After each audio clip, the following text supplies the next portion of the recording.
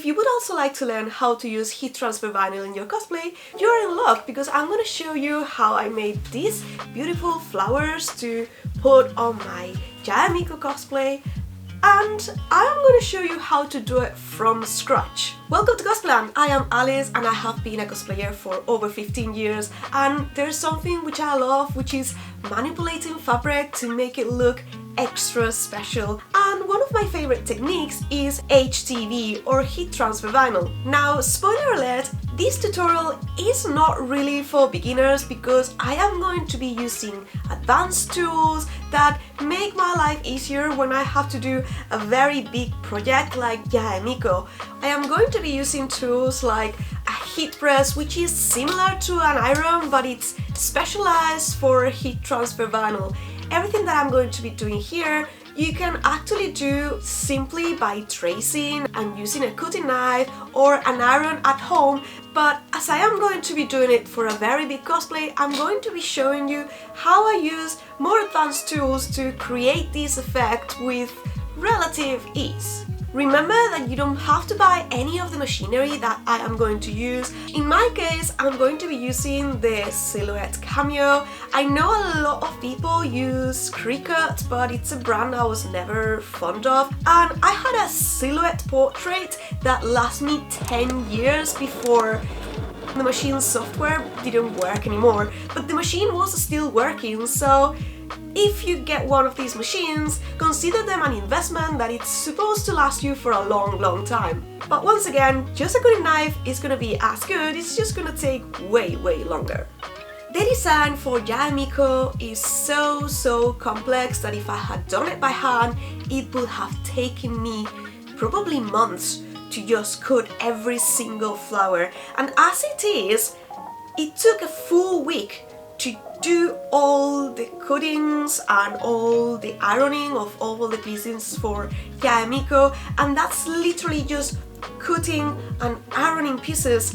So it gives you an idea of how long it takes to make such a complex design, even with specialized tools. And of course, that doesn't include the time that it took me to digitize every single flower, because yes, I am going to show you how I digitized those flowers and how I made all the motifs using programs in order to just fit them to the machine. That actually took even longer. But in order to do that, let's go downstairs to my computer so I can show you first how I digitize my files. The first step before you even cut your files is to get your shapes ready. You can do this directly on the program that comes with your cutting machine, but I prefer to use Adobe Illustrator because you have more control over your files and it is easier to work with it.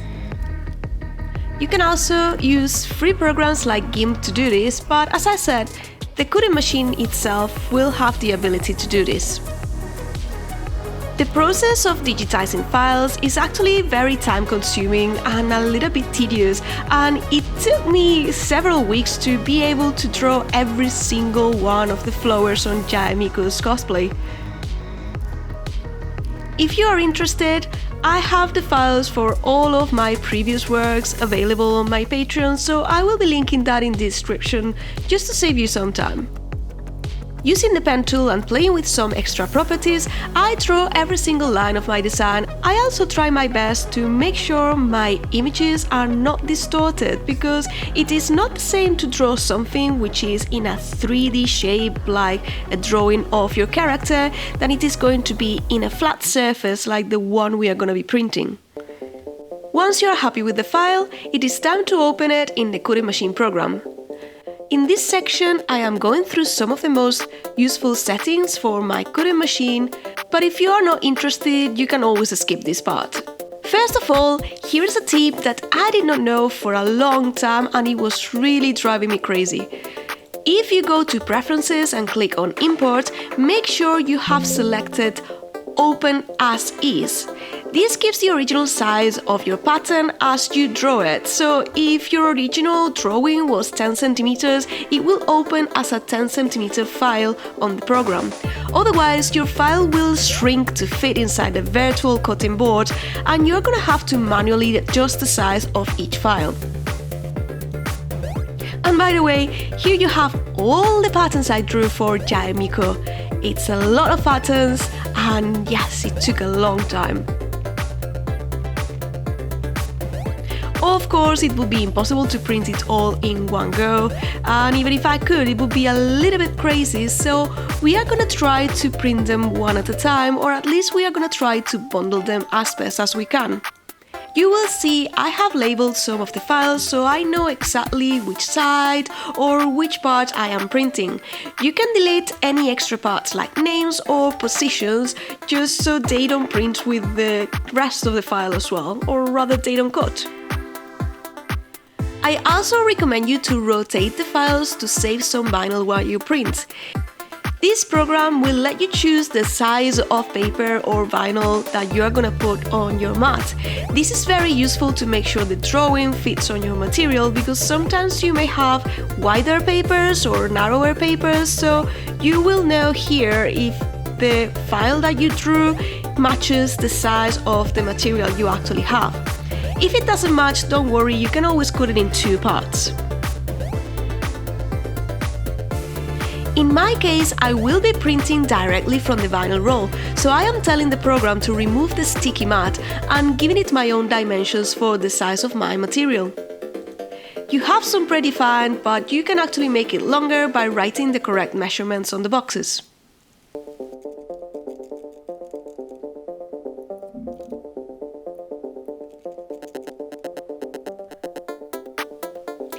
Assuming all your parameters are correct, you now want to flip your image horizontally, because you will be cutting the back of your vinyl, and if you just don't do it this way, what's gonna happen is you're gonna have the opposite side instead. And with all the settings done, we can finally send the drawing to your cutting machine. Select the correct blade and tell the machine what you want to do. In this case, we want to cut. There is a material choice, which is a great starting point to set the cutting preferences. However, never trust the default settings, because in my experience, they always need changes. By the way, I will show you in a minute how I load the vinyl on my machine, but first I want to show you how the program works, so if you're working with the program, you can just see all this part in one go. In order to know if your settings are correct, click the button that says Test. This is going to save you a lot of trouble, and it's possibly the best thing you can do ever. I actually use the Test button on every single cut to make sure I was catching the material. When you click the Test button, it makes a little cut in the corner of your vinyl where you will see if the blade cut through or not. If it didn't, play with the parameters on this box, increasing the numbers one at a time for best results. Once you are happy with your test, you can finally send the code to your machine, and you will notice it will give you the choice to send as is or send mirrored. We have already flipped it, but if you forgot it, you can use this button. However, I don't recommend it because it will flip the whole canvas, and sometimes if you are not careful, you may be cutting outside the canvas because the machine doesn't recognize very well the width of your material. So just do this, but just at your own risk. And that's how the program works. You can have fun playing Tetris with your drawings to save as much vinyl as possible. But let's go back in time so I can show you how I actually loaded my machine and I put that vinyl inside it.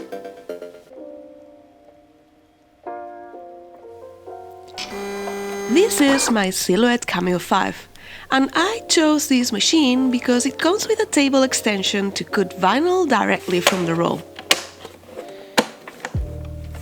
The machine comes with sticky mats to hold your materials, and I do recommend them for smaller pieces, but for this project I won't be using them. This is also one of the latest models, so I hope that it will be a little bit easier to use it.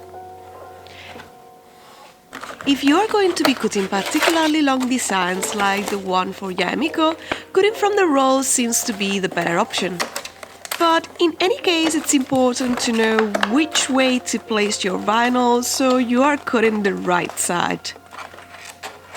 The colored part should be facing down, or the shiny part if you are cutting white vinyl. Once your vinyl is through the guides, you need to click the load button, which will automatically feed the vinyl to the machine.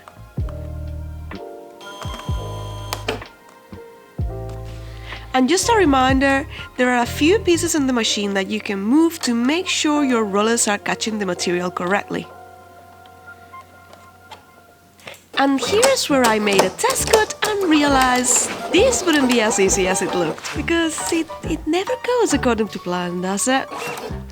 If the machine doesn't catch the vinyl during the test, click the unload button to take it off. Feel free to try again, but probably won't work either, so here's a few tips that help me. First of all, make sure the edge of your vinyl is completely straight. Sometimes if it's not straight, the machine will struggle catching the vinyl. You can also try rolling the vinyl the other way around so you can get rid of the curved form of the vinyl. Put it under a book through night if needed. Also, folding the corner inwards so it lays flatter against the table was one of the things that worked the best for me. And in general, keep trying until you get that cut test through. It is better to test than just lose a bunch of vinyl because you forgot to cut that little corner. However, cutting directly from the roll is not super easy, and you are likely to encounter this issue over and over and over and over again. We are so lucky to live in a world full of machines. Ultimately, I figured out that placing my pieces slightly lower on the cutting mat minimized the errors, but it still wasn't a perfect solution. Basically, just cross your fingers and trust the process, because even if it looks like the machine is going to catch on fire at any moment, most of the time it actually turned out fine. Just don't take your eyes off the machine, just in case. Many machines already come with a set of tools to help you with the process. The most useful one is probably this hook-like tool that helps lift the vinyl from the plastic backing. Once you catch a corner, simply lift the excess vinyl to remove it slowly. You want to make sure you keep the design stuck to the backing. I just love this part.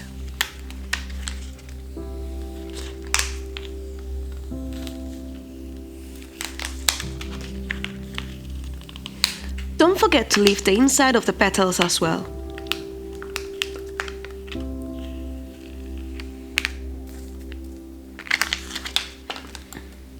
This process took a while because there were many details, and of course the more details you have in your design, the longer it will take to just get all those pieces out of the way. However, I love revealing the pattern at the end, and it is super relaxing.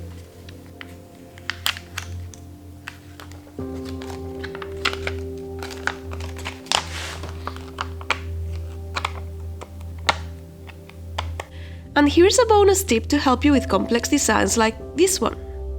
Before you send your file to the machine, you can select the design and click Offset to create a border around your lines. Then click Combine so you get a continuous line around the whole drawing. If you do this, it will be much easier to remove the vinyl around your design before you remove the bigger chunks, which can be a bit more stubborn. Carry on weeding until you have all of your pieces ready.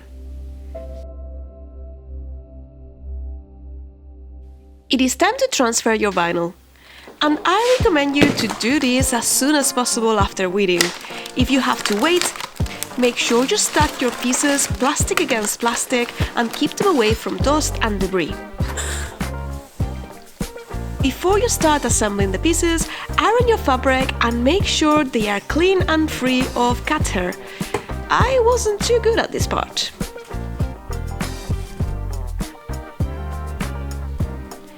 You can use sticky tape to remove any dirt from your fabric before you attach the vinyl. It is also a good idea to take notes and to test the position and size of your pieces before you attach the vinyl. Remember, this will be permanent and there's no way back if you mess it up. Oh well. The backing of the vinyl is slightly sticky, so it is easy to position your piece. Once you're sure of the position, make sure you place it on top of a heat-resistant surface, and it is time to use the heat press. And a heat press does exactly what it says. You hit and you press.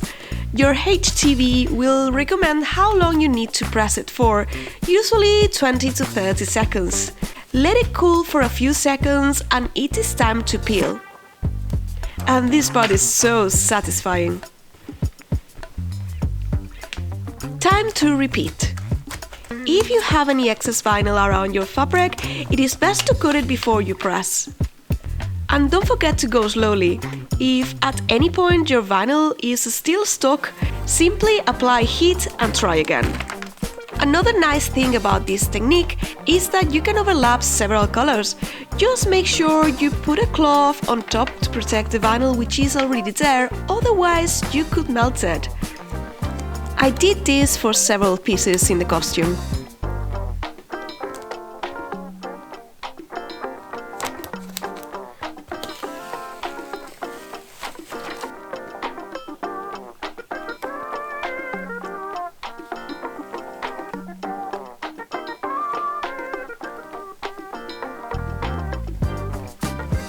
The results are just wonderful and I really like this technique, even if it takes forever. If you made it this far, you deserve a little sneak peek of what is coming. There's still a lot to do on my Yae Miko cosplay, and I will be showing you how I made it in upcoming videos.